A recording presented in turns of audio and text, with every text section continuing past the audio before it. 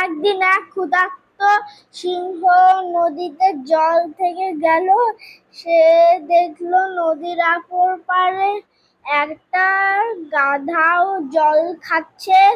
সিংহ তখন গাধাকে দেখে তাকে খাবার জন্য এক ফন্দি আটলো। সিংহ বলল, গাধা মহাশয়, নদীর ধারে কি কোনো ঘোড়া আছে? আমি ওদের গান শুনতে চাই। গাধা কিন্তু সিংহের আসল ফন্দি ধরতে পারল না। গাধা তখন বলল, মহাশয়, যদি আপনি বলেন তাইলে আমি গান শোনাতে পারি। চোখ বন্ধ করে গাধা তখন গান বলতে আরম্ভ করল। সিংহ তখন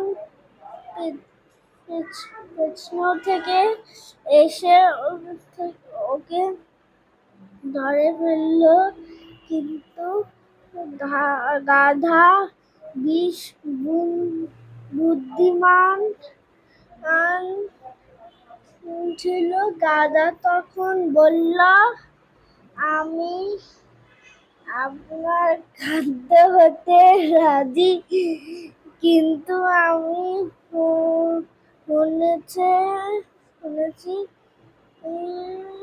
সৃষ্টিনাম সিংহ খাওয়ার আগে সৃষ্টিকর্তার কাছে প্রার্থনা করে। সিংহ নিজেকে উঠিয়ে শক্তিমান বলে মনে করত, তাই যে সে যখন সৃষ্টিকর্তার কাছে প্রার্থনা